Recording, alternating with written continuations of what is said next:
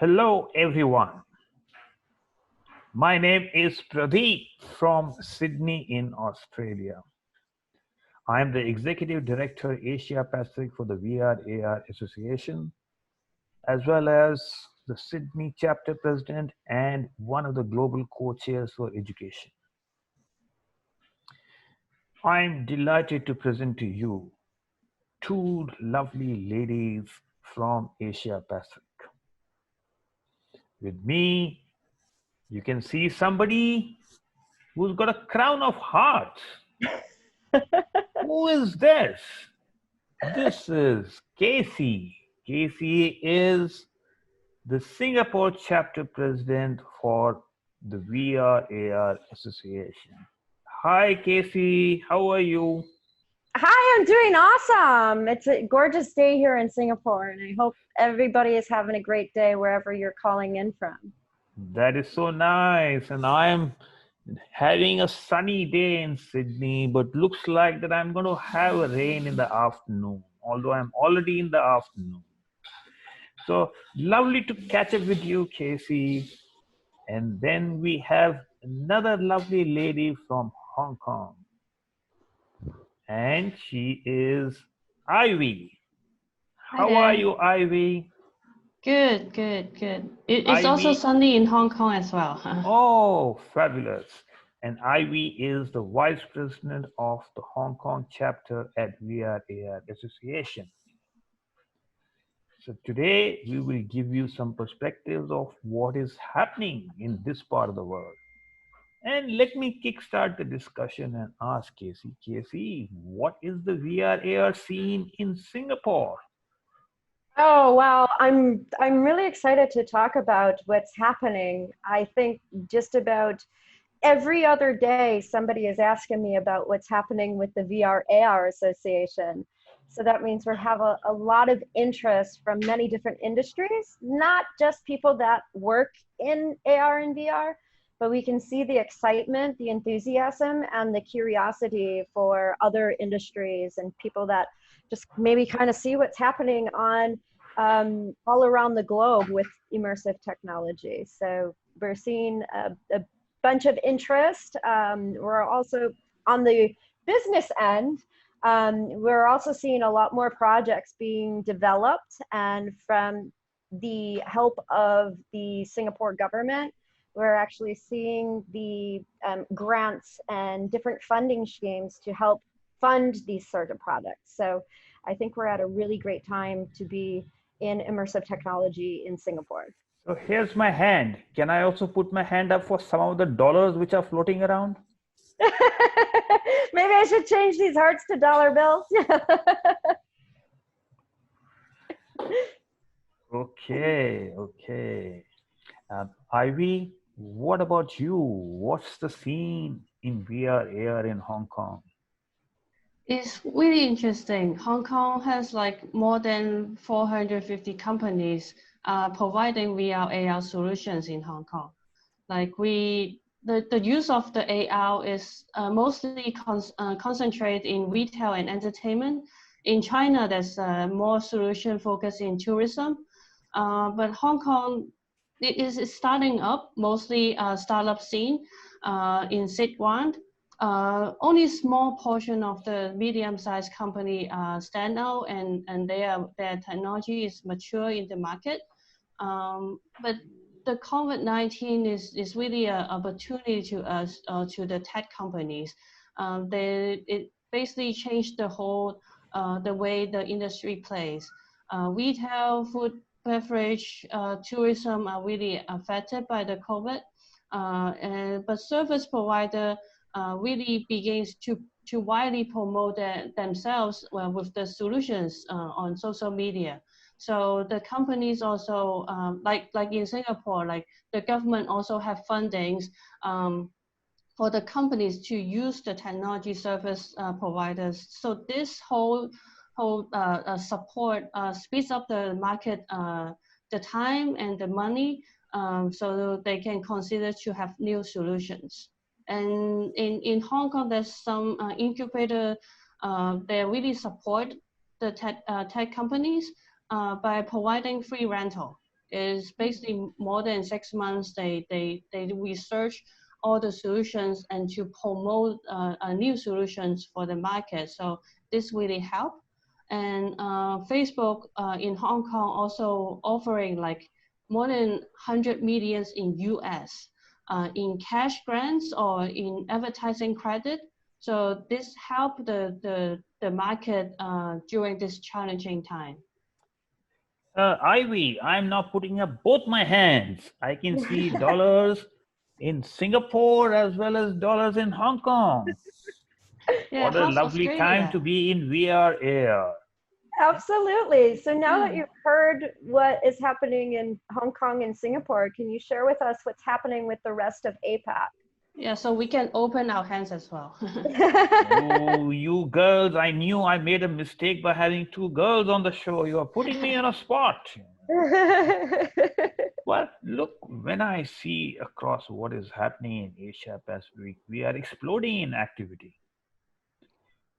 I am inundated with people asking me more about VR, AR. We've got a member joining somewhere in Asia Pacific practically every day.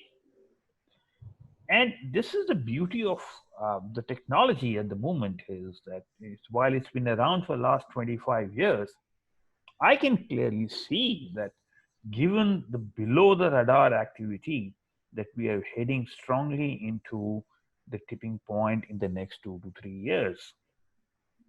In Australia, I am seeing about 1,500 companies operating in VR, AR. In India, I am seeing 2,500 companies operating in India alone. So it's raining VR, AR companies. That's what I think it is. Now you put me on a spot, so I put you on a spot, Casie. So tell me about this creator community that I've been hearing about. Is this being Yeah, so organized by Facebook or is it something else? What is this? yeah, so for those of you who are watching, I'm a big part of the Spark AR platform. Since the very beginning, when it started in 2017, when it used to be called AR Studio, I jumped on board, and there were about less than 1,000 of us around the globe. Now the entire community has grown to over 50,000 people. And I'm really happy to report that 55% of those creators are actually female. So this is a really exciting time because a lot of people think like AR and VR and technology, and they think, oh, it's a male dominated industry. Now we're starting to see the creative women and also like the community to start to really promote women's work and also bring in more women. Now, here in Singapore, I started the community with one of my partners, and we just started as like a small little let's meet up and have drinks and talk about the software and do little demos.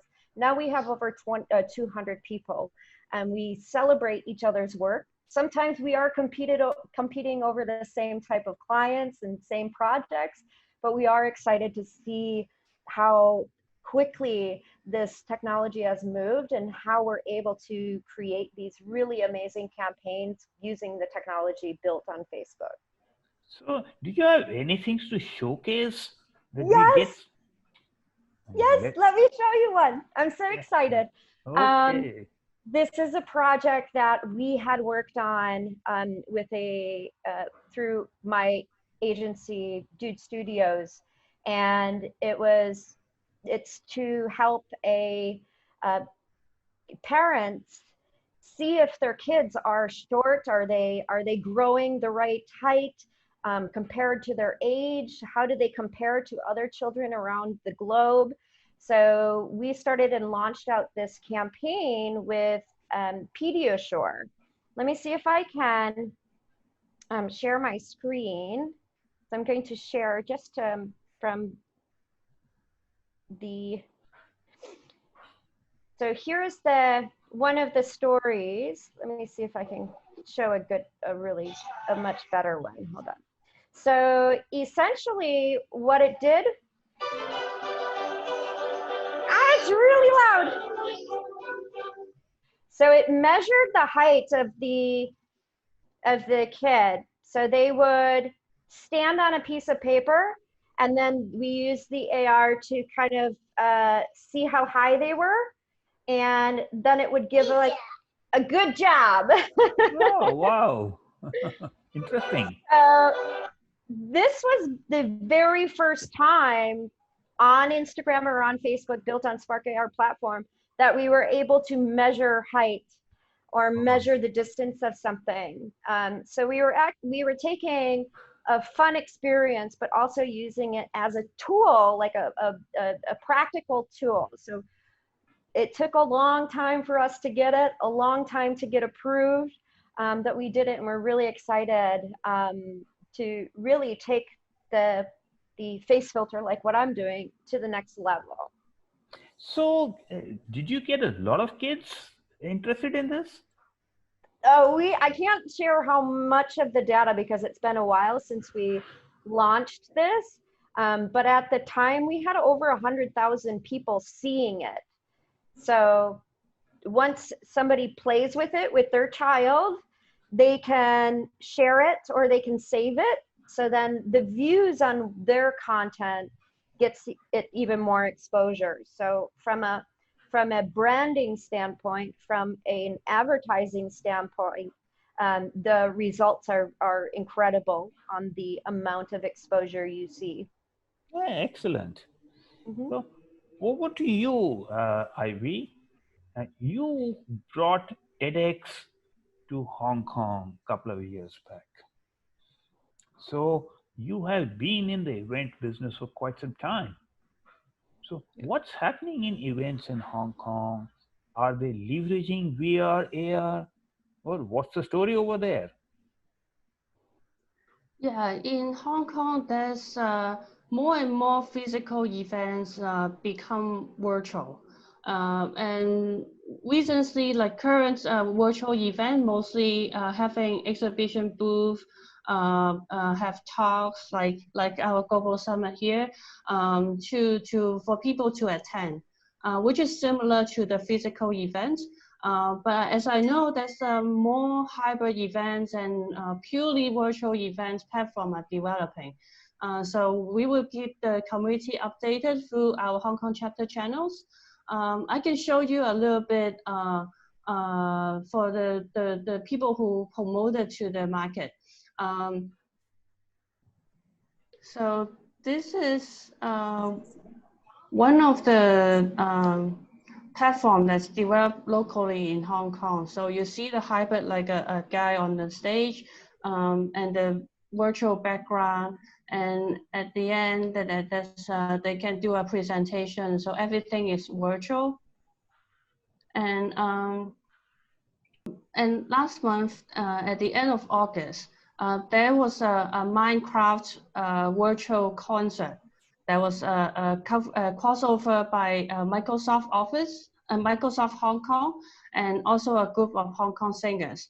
The organizer, like digital twin, part of Hong Kong streets, and the concert venue. The concert venue is one of the most famous venue in Hong Kong. It can hold more than 1,200 seats, but in virtual atmosphere, like attendance or fans, they need to walk virtually on the streets, just like in the real life, and the seats are limited. So they can gather more people who interested. They can attend. They can play games as well.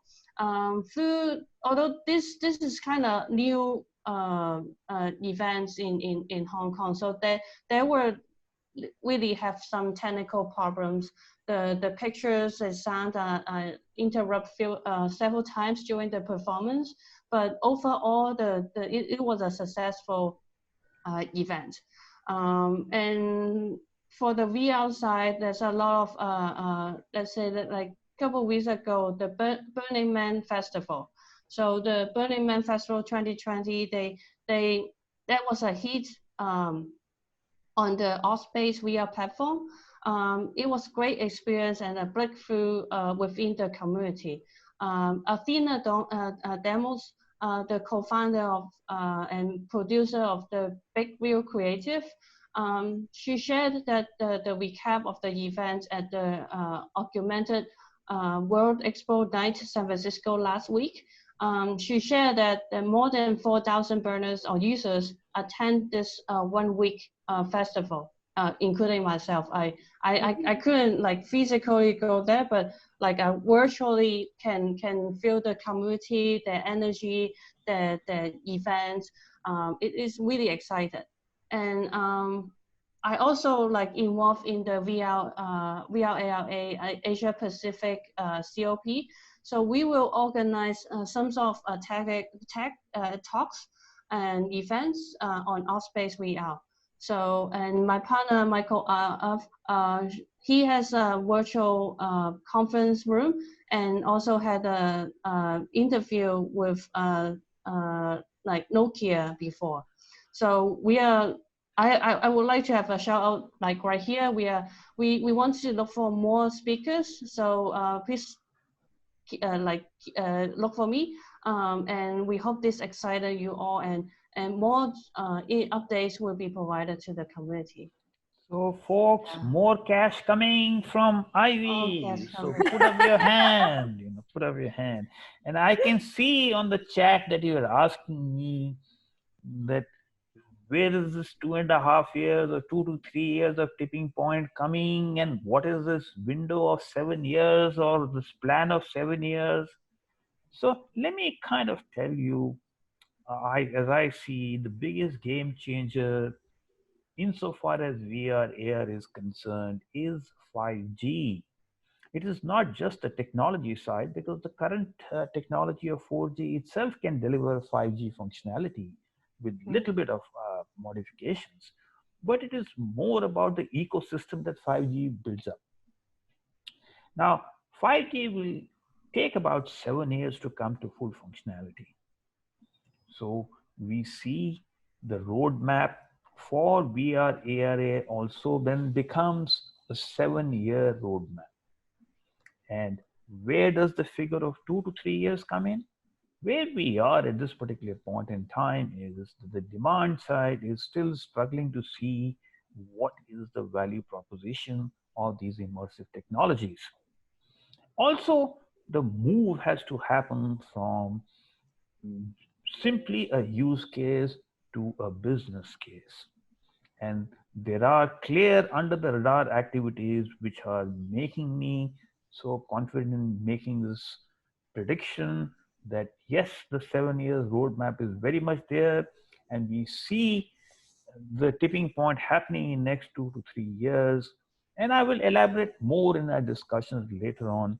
But let me now go on to Casie once again. Casie, when I was in Singapore last, and I always refer to as those were the days, my friend, because I have been grounded in Sydney since February this year. Otherwise, I used to be in Singapore practically once a month. And I remember the last time I was there, I was invited to an artist exhibition where they had blended VR with dancing. Mm-hmm. So, what is the scene? How is VR or AR for that matter blending with artists in Singapore? Or is something like that happening? Yes, it's happening across AR, it's happening across VR.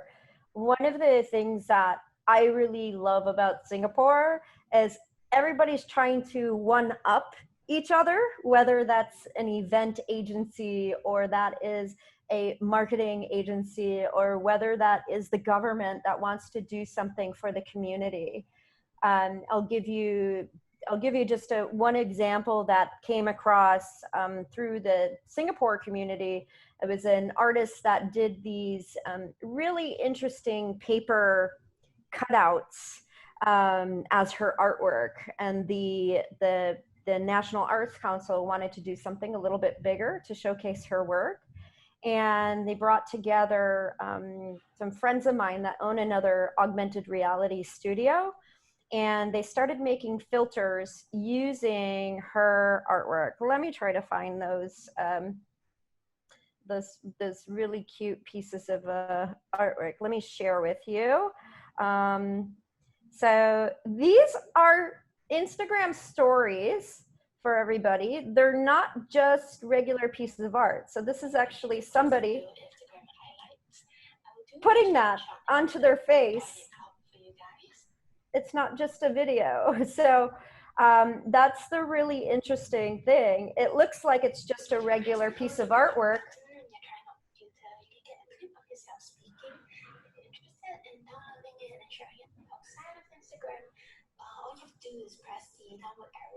See, so it looks like it's a regular piece of artwork, but it's actually the face filter that they have taken the artist's inspiration and they coded it into the AR filter.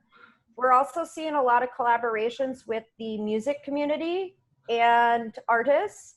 So I know of one of the events that they wanted to do as a large scale event. They couldn't do it anymore. So they did a VR artist coming in, making the other artists 2D image interactive, and then they used 360 video and uploaded that to YouTube and also uploaded that to Facebook. Because right now we have the ability to look around and see what's happening with the 360 experience. And that's something that I've been working on as well. Oh, that's very interesting. It seems as the community is very engaged now. But do you see AR more dominant or do you see VR more dominant? I see, I'm a little biased because I do work more in AR. So from my perspective, I would say AR is a lot more accessible to everybody since we can deploy AR from our phones. The access to headsets are a big barrier for people in Singapore. So that's the reason I would say AR is a little bit more advanced right now. I think when it comes to enterprise solutions, there's a lot more going on in the VR space than there is in the AR space. But again, I'm biased because I love AR. I love VR too, but AR, the tools that we have in order to make AR experiences lowers that barrier to get started. Fabulous. So Ivy, I remember that we had some discussions recently and we appointed some 3 new advisory board members in Hong Kong.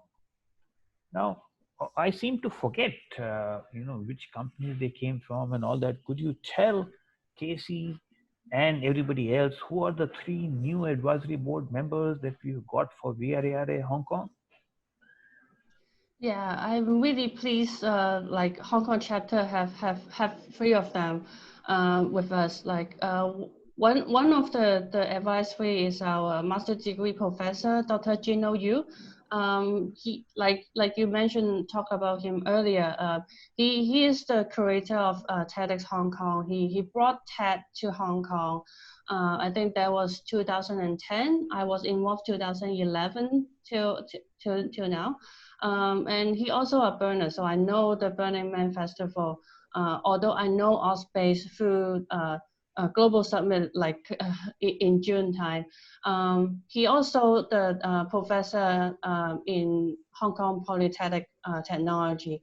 So his expertise is in research and academic in new digital media, and also he helps companies to writing like grants and funding, so they can help the companies to grow. He also delivers some talks about consciousness, about mind and body.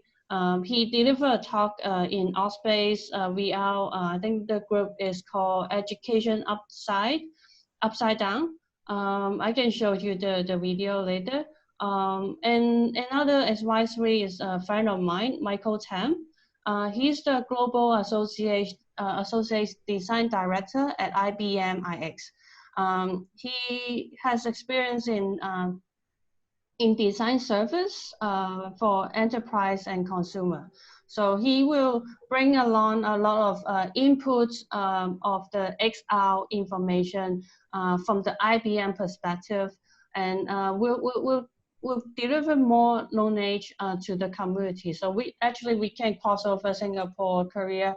I think all chapters can listen to his talk, so we all can benefit his information. Last but not least, Lenny. She's the head of Google Customer Service Solution in Hong Kong. So her expertise is in commercial, go mass perspective, in innovation and digital media applications. So she will help us to build up the community by suggesting vertical participants, guest speakers, and we potentially focus on retail and pop tech topics. So stay tuned, and we will exchange more information to the community.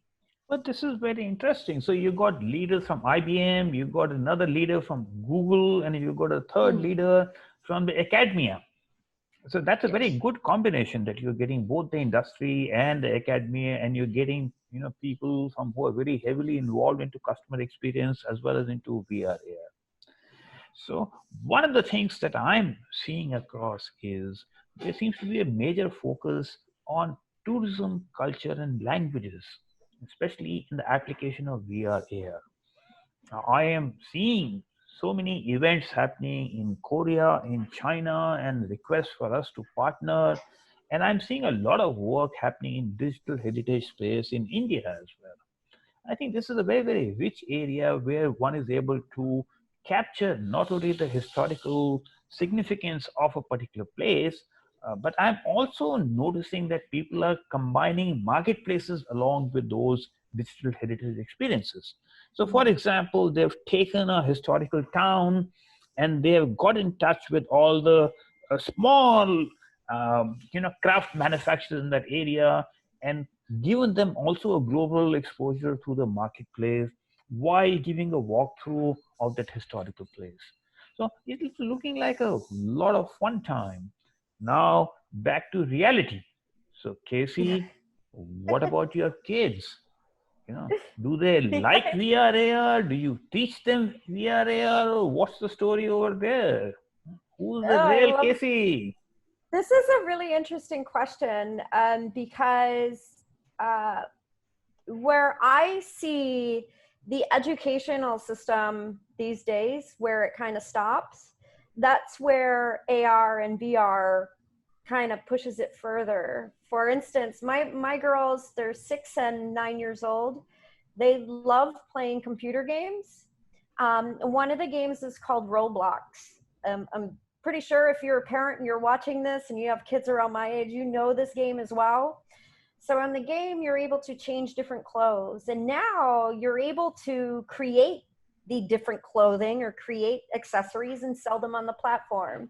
My kids are entrepreneurial and they want to do that. Now, the problem is they don't understand how to take a 2D image and make that into a 3D asset. So one of the things we're kind of exploring inside of VR is making like sunglasses or making clothing. It's not the best, but still they're learning how to create the assets in a 3D space for 3D models that are going to be happening. Now, I think that is some of the tools that are going to be made in the future. So maybe if you're a developer and you're listening out there, make this tool and you'll probably make a lot of money from all the parents that wanted their kids to learn how to do this. But if we think of it from teaching kids how to paint or sculpting, we're using our hands, we're going like that. But we've been designing on 2D spaces. So if we're able to take that from 3D space in VR, and be able to create, imagine the possibilities, because there's such a big barrier on creating 3D assets in a 2D world. Now that's where I think when we have this 5G and the computational power, we'll be able to do that from our phones as well. So I'm really excited about the future. My kids love VR. Unfortunately, my 6-year-old is too short to hit those high things on the Beat Saber game, but they really love the coloring and the sculpting ones and the creation ones.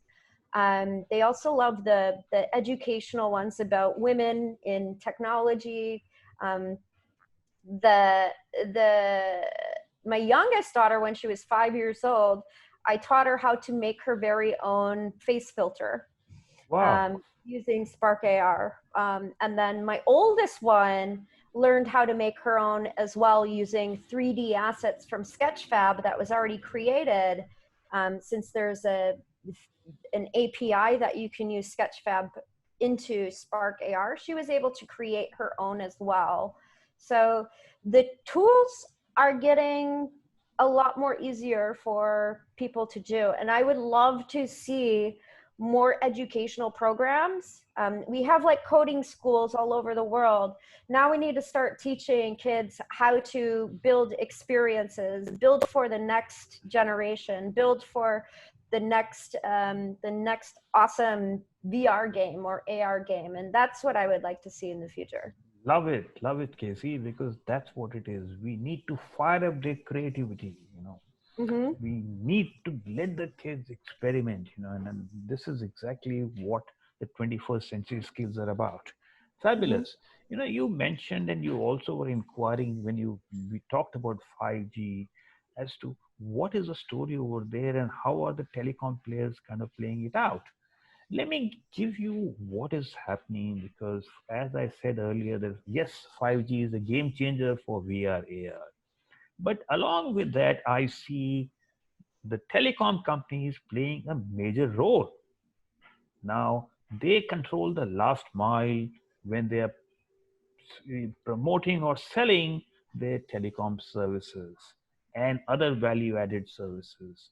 So we are clearly seeing a shift where the telecom players are now looking at offering VR AR on a SaaS model to the last mile.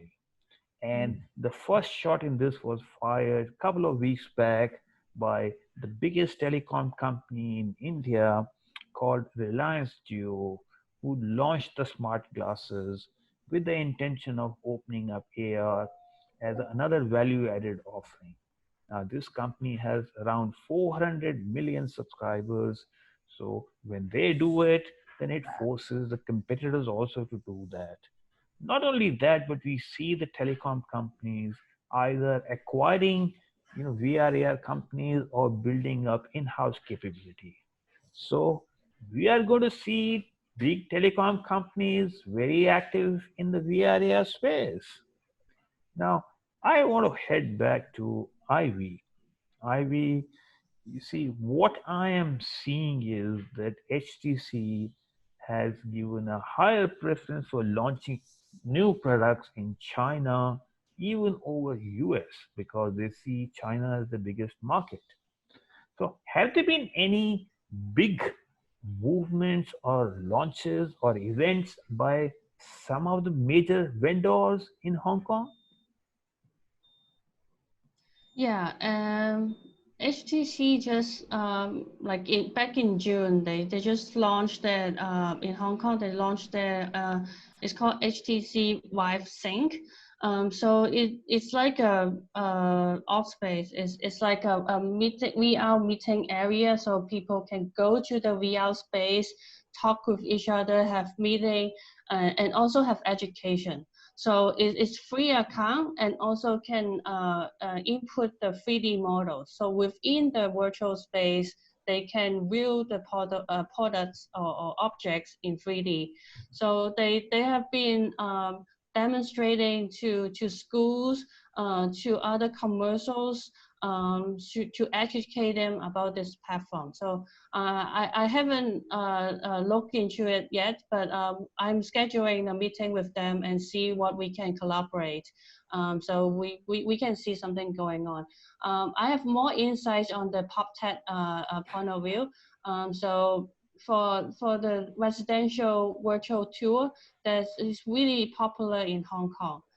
Most virtual tour are usually use Matterport, like a 360 photos to walk around the flat. And it's only couples companies able to interactive or provide the B2B solution for the user to do like a furniture or material changing. They are built on a game engine like Unity. A couple is on Unreal, but Unity is a big hit right now. Like the IPO just launching, so it's a good news. It's really we are really happy like for ourselves because we do Unity. But for the other retail or vendors, they are changing. They are really challenging during this COVID. They are struggling. They want to do business because not much people are able to walk on the street, go to their shop.